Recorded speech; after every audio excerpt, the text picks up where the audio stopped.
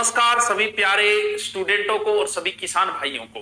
किसान भाइयों के लिए वीडियो अति आवश्यक है और हम सब किसान वर्ग से हैं, जुड़े हुए हैं, तो ये वीडियो आपके लिए भी बड़ा आवश्यक वीडियो है और इस वीडियो को ज्यादा से ज्यादा किसानों तक पहुंचाएं ताकि फायदा, मैंने कहा नहीं कभी शेयर करने, इस वीडियो के लिए आपको कह रहा हूं क्योंकि जरूरी वीडियो है ये। थोड़ा सा ये वर्तमान में हम पशुओं बगैर हम हमारी कल्पना नहीं कर सकते। हमारी दैनिक आवश्यकता दूध दही छाछ सब पशुओं से मिल रही है और वर्तमान में पशुओं के अंदर बहुत भयंकर रोग फैला हुआ है और उस रोग का नाम है लंबी स्किन डिजीज रोग। हो सकता है आपने नाम सुना होगा। यह लंबी स्किन डिजीज रोग जो कि एक वायरस रोग है, कैम्प्रीपोक्सी या फिर जिसे कहते हैं निथलिंग वायरस, निथलिंग या कैम्प्रीपोक्सी वायरस। देसी भाषा में, सीधा गांव की भाषा में बात करूं, क्यों गांव के अपने बुजुर्गों को याद नहीं रहता तो गांव वाला सीधा याद रखो गांठियों रोग यानी गंठदार रोग, यानी पशुओं की गांठ हो जाती है, वही है गंठदार रोग जिसे हम कह सकते हैं। इस रोग को अगर हम बात करें, थोड़ा सा बैकग्राउंड 2 मिनट में, यह रोग सर्वप्रथम जाम्बिया में मिला था 1929 के अंदर। फिर ऐसे होते हुए रूस होते हुए भारत, एशिया महाद्वीप में बांग्लादेश में इसका 2019 में इसका केस मिला था।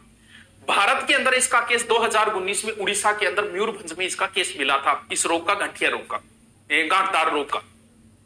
तो इस केस में पिछले 16 महीने में भारत के 15 राज्यों में यह रोग फैल चुका है पशु के अंदर। यानी तेजी से वायरस रोग है तो फैलते फैलते समय इतना ही कोरोना में लगा था, फैलते फैलते कभी ना कभी आप तक पहुंच ही जाता है, आपके आस पड़ोस गांव तक इस रोग पहुंच ही जाता है। जैसे कोरोना वायरस जो था डरते डरते 15, 16, 17 महीने बाद हमारे आस पड़ोस गांव तक पहुंच गया था। तो ये रोग भी मान के चलो कि पहुंच सकता है आपके गांव, आपके पड़ोस तक। ये रोग किसमें होता है? ये रोग पशुओं में होता है, गाय और भैंस के अंदर। विशेष रूप से ये गायों को प्रभावित कर रही है। भैंसों में भी देखा गया, इतना नहीं है जितना गायों के अंदर है। गायों में ये रोग ज्यादा देखा गया। अब बात यह आती है कि सर लक्षण क्या है। पहले हम देखें कि इस रोग के लक्षण क्या है। जैसे ही इस रोग के संपर्क में कोई पशु आए, सर संपर्क में कैसे आएगा, यानी फैलेगा कैसे, पहले ये देखना है। ये रोग फैलने का एक तो कारण होता है कि पशु दूसरे पशु के रोगी के संपर्क में आ जाए। दूसरा, ये आने के बाद मच्छर है, मक्खी है, इनकी वजह से ये रोग फैलता है। फैलने के बाद कुछ समय लगता है पशु के अंदर इसके लक्षण आने में। सबसे पहले जो लक्षण आएंगे वो गांठ बननी शुरू होगी इससे संबंधित। आज आपको पता है मुख्यमंत्री साहब ने भी इससे संबंधित पोस्ट की थी, क्या ध्यान रखना, क्या वो मैं सीधी आपको देसी भाषा में बता दूंगा। इसमें गांठ बनने शुरू होंगे और पशु के पूरे शरीर के ऊपर गांठ बनेगी, पैरों के अंदर, पूंछ के अंदर भी, माथे के अंदर भी, ऊपर जननांगों के अंदर भी और अंदर भी बन सकती है, यानी गर्भाशय के अंदर भी गांठें बन सकती है। इससे मुंह के अंदर लार टपकनी शुरू हो जाएगी, उसकी नाक के अंदर भी बन सकती है, आंखों के ऊपर भी बन सकती है, बड़ी बड़ी गांठें बननी शुरू हो जाती है। इससे तुरंत ही पशु बीमार हो जाएगा, यानी बुखार आएगी, उसके बाद में दूध देना कम कर देगा और भी बहुत सारी इफेक्ट पशु के अंदर आने शुरू हो जाते हैं। अब बात करें मृत्यु दर, तो है कम इसकी, 10% से नीचे ही है। जिस रोग होता है 10% से नीचे पशु मृत्यु दर है इसकी। दूसरी सबसे अच्छी बात यह कि ये पशुओं से मानवों में नहीं फैल रहा है। आपके अगर पशु किसी के हो गए तो डरने की जरूरत नहीं है, मानव के अंदर ये रोग नहीं फैला। फिर भी हमें भी सावधानी रखनी चाहिए, लेकिन नहीं फैल रहा है, ये सबसे अच्छी बात है इस रोग की। अब हम बात करते हैं कि इस रोग की पहचान आपको बता दी, गांठें बनेगी बड़ी बड़ी, इसके बाद में वो गांठें बड़ी होगी, फिर कुछ गांठें फूट के घाव हो जाएंगे और घाव के बाद रस्सी टपकनी शुरू हो जाती है, कुछ गांठें जड़ना शुरू हो जाती हैं। अगर इम्यूनिटी अच्छी है और तो पशु धीरे धीरे सही भी हो जाता है, लेकिन पशु में बहुत सारे प्रभावित आएंगे। हो सकता है उसमें जनन क्षमता न रहे या पशु गर्भाशय गए तो गर्भपात भी पशु का हो सकता है। तो इस प्रकार के कुछ लक्षण अल्सर भी बन सकता है। अब हम बात करें कि अगर पशु के हो गया तो हम क्या करें सर। पहली बात वही सावधानियां रखनी पड़ेगी जो कोरोना के अंदर मानव को, क्योंकि ये एक वायरस रोग है। वायरस रोग कभी समाप्त नहीं होते। जैसे कोरोना एक वायरस रोग है, पोलियो वायरस रोग है, HIV वायरस रोग है, तो रेबीज है, ये रोग जो है वो कभी समाप्त नहीं होते। तो वायरस रोग कभी समाप्त नहीं होता, इनका कभी उपचार भी नहीं आता, इनका बचाव ही इनका उपचार होता है। जब पशु के हो जाए तो हमें डॉक्टर ट्रीटमेंट लेना है, वो डॉक्टर दवाइयां देगा, उनकी हम चर्चा न करके हम देसी इलाजों की चर्चा करेंगे इनके अंदर। जैसे ही पशु के अंदर हुआ, सबसे पहले तो पशु को क्वारंटाइन करो, यानी अगर आपके पास 10 गायें हैं, 10 भैंसे हैं या और पशु है, जिसके हो गया उस पशु को अलग किया जाए, उसका खाने पीने बर्तन सारे ही अलग रखे जाए। दूसरी बात, ये रोग मच्छरों द्वारा या मक्खियों द्वारा फैल रहा है। अब किसान भाइयों को बताने की जरूरत नहीं है कि मच्छर को कैसे भगाई जाए, मक्खियों को कैसे भगाया जाए, क्योंकि या तो धुआं कर दो या फिर वहां नीम जला दो, या गिलोय नीम जलाने ये कपूर वगैरह का बताया वो भी आप कर सकते हो। इससे आपके मच्छर, क्योंकि मच्छरों द्वारा ये एक पशु से दूसरी बात, हम हमारे क्या होता है गांव के अंदर एक ही खेड़ होती है, पशु सारे वहीं जाते हैं। कुछ दिन उस चीज का भी थोड़ा सा आप ध्यान रखें। पशु कई साथ में गांव के चरने जा रहे हैं तो वहां भी थोड़ा सा ध्यान रखें, क्योंकि किसान वर्ग के लिए एक संपत्ति का प्रतीक माना जाता है पशु। और बहुत बड़ी भी आजकल पैसे भी बहुत लगते हैं, भैंस लाए, गाय लाए, ऊंट लाए।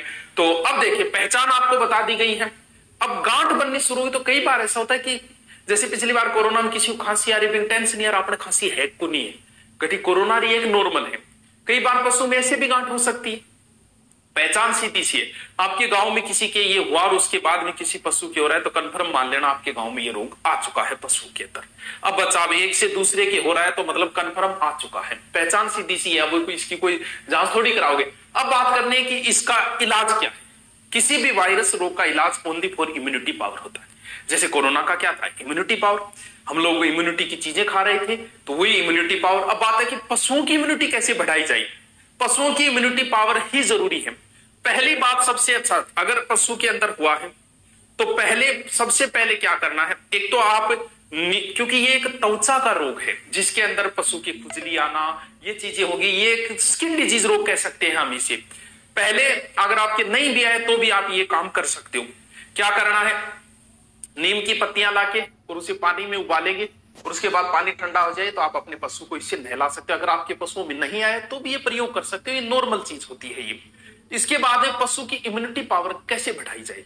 इम्यूनिटी पावर बढ़ाने के लिए आप पशुओं को आंवला, सूखे आंवले भी खिला सकते हो। इससे अगर आपका पशु गाभिन भी है तो भी कोई फर्क नहीं पड़ेगा, आंवलों से कोई ज्यादा साइड इफेक्ट नहीं होता। आप सूखे आंवले पीस के पशु को 25 से 50 ग्राम तक खिला सकते हो।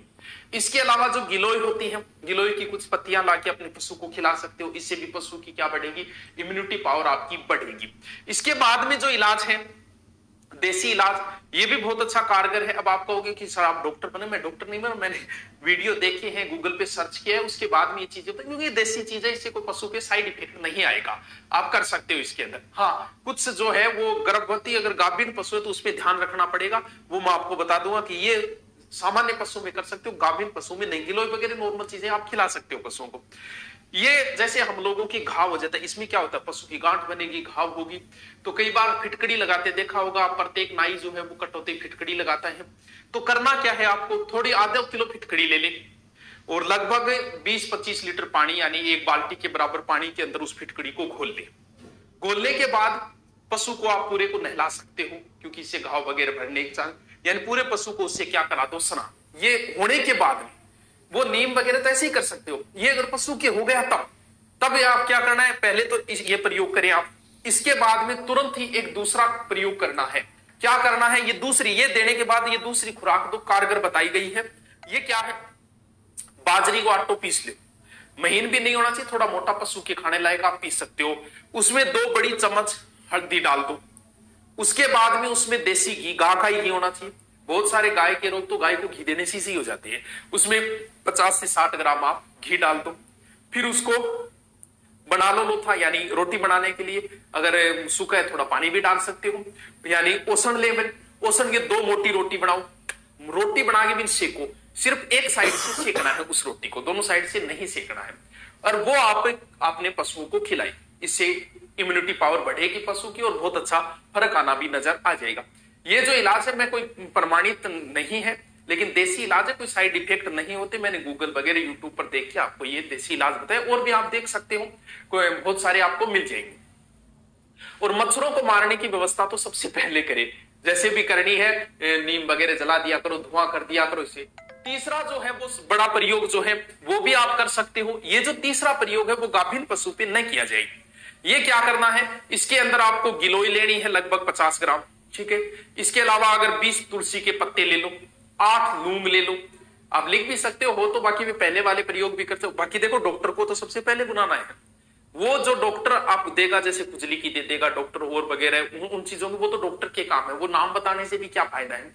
यानी थोड़ा सा आप गिलोय ले लो 50 ग्राम, इसके बाद 20 तुलसी के पत्ते मिला लो उसमें, 8 लूंग, 20 काली मिर्च और पिसेड़ी अदरक लगभग 10 ग्राम। जितनी मात्रा बताइए उतनी ही होनी चाहिए, कम ज्यादा नहीं होनी चाहिए। दोबारा देख लेना क्या क्या। फिर 1 लीटर पानी में उसे घोल लो, जब पानी उबालो 1 लीटर पानी में, जब पानी आधा लीटर बचे तब उसमें थोड़ी सी हल्दी मिला दो, ठीक है, 2 चम्मच लगभग। 5 दिन तक ये भी पशु को कर सकते हो, लेकिन गाभिन पशु के अंदर ये न करें। ये एक रोग है, अगर आ जाए तो कोई ज्यादा डरने की जरूरत नहीं है। अगर अच्छा इम्यूनिटी पावर है तो पशु धीरे धीरे सही हो जाए, लेकिन पशु के बहुत बड़ा नुकसान हो जाता है, बीमार हो जाता है, कमजोर हो जाता है दूध, और बाकी पशु मानवों में नहीं फैलता है, लेकिन ये बहुत बड़े स्तर पर फैल चुका है राजस्थान के अंदर। तो इसे थोड़ा सा ध्यान रखें, बचाव ही उपचार है। Okay, thank you. कैसा लगा आपको वीडियो ये भी जरूर बताएं, और किसान भाइयों